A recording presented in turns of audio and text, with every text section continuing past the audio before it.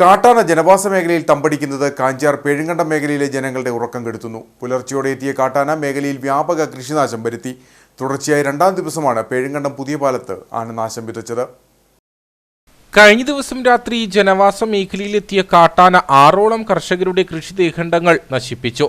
കൂടാതെ വീടുകളുടെ സമീപം വരെയാണ് കാട്ടാന എത്തുന്നത്.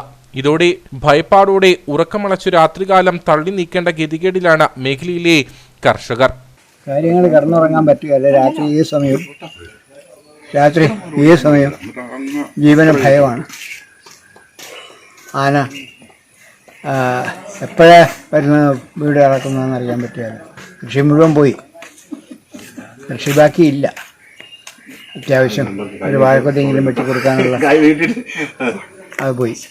വന്യമൃഗങ്ങൾ ജനവാസ മേഖലയിലേക്ക് കടക്കാതിരിക്കാൻ 30 വർഷങ്ങൾക്ക് മുമ്പ് വനാതിർത്തിയിൽ നിർമ്മിച്ച ട്രെഞ്ചിന് നാശം സംഭവിച്ചതോടെയാണ് വന്യമൃഗങ്ങൾ ജനവാസ മേഖലയിലേക്ക് എത്താൻ തുടങ്ങിയത്. കാട്ടാനയ്ക്ക് പുറമെ കാട്ടുപന്നികളുടെയും വാനരന്മാരുടെയും ശല്യം മേഖലയിൽ രൂക്ഷമാണെന്നും നാട്ടുകാർ പറയുന്നു. ഇപ്പോൾ ഈ പുതിയ പാലം ഭാഗത്ത് ഒരു 3-4 ദിവസമായിട്ട് തുടർച്ചയായിട്ട് ആനയുടെ ശല്യം രൂക്ഷമായിരിക്കുകയാണ്. മിനിയാന്നാണെങ്കിലും ഇവിടെ കയറി വന്നു. ഇന്നലെ അതുപോലെ തന്നെ കയറി വന്നു. വളരെയധികം കൃഷികൾ നശിപ്പിച്ചിട്ടുണ്ട്.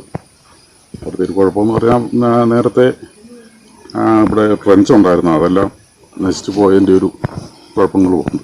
അതൊന്ന് പുതുക്കി പണിയുകയും പിന്നെ ഫോറസ്റ്റുകാരുടെ ഭാഗത്തു നിന്ന് ഈ ഫെൻസിങ് അങ്ങനെ എന്തെങ്കിലും ഒരു സംവിധാനം വരുവാണെങ്കിൽ മാത്രമേ ഈ ആനയുടെ ശല്യം ഒഴിവാക്കാൻ പറ്റുള്ളൂ.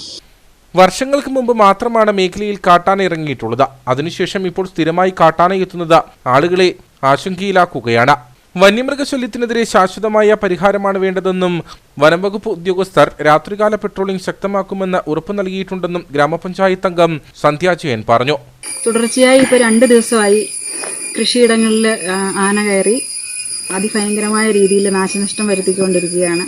ഇവിടെയുള്ള ആളുകൾ സത്യം പറഞ്ഞാൽ വല്ലാത്തൊരവസ്ഥയിലാണ്. കഴിഞ്ഞ കൊടും വരൾച്ചയെ അതിജീവിച്ച് കുറച്ച് ഏലമാണ് നിലനിൽക്കുന്നത്. അതിനകത്ത് ഇപ്പം ഇതുപോലെയുള്ള നാശനഷ്ടം വരുമ്പോൾ അടുത്ത ദിവസങ്ങളിൽ ഇത് പ്രതീക്ഷിക്കുകയാണ്. അണ്ണൻ ചക്കയൊക്കെ തിന്നിട്ടുണ്ട്, വാഴ തിന്നിട്ടുണ്ട്. അപ്പം വനാതിർത്തിയിൽ തന്നെ ആന ഉള്ളതായിട്ടാണ് ഇവിടെ കുറച്ച് ആളുകൾ കണ്ടിട്ടുണ്ട് ആനയെ. അപ്പോൾ വനം വകുപ്പ് അധികൃതരെ നമ്മൾ വിവരം അറിയിച്ചിട്ടുണ്ട്.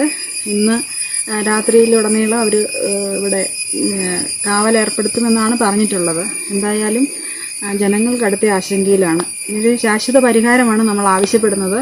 ഇതിനായി ട്രെഞ്ച് അതുപോലെ തന്നെ ഫെൻസിങ് ഒക്കെ ആവശ്യമാണ്. ട്രെഞ്ച് പഴയ കാലത്തുണ്ടായിരുന്ന ട്രെഞ്ചൊക്കെ മൂടിയിട്ടുണ്ട്. അതുകൊണ്ട് ആനയ്ക്ക് യഥേഷ്ടം കടന്നു വരാം. ആന മാത്രമല്ല, മറ്റു വന്യജീവികൾ, കുരങ്ങ്, കാട്ടുപന്നി അടക്കം എല്ലാം കൃഷി നശിപ്പിച്ചുകൊണ്ടിരിക്കുകയാണ്.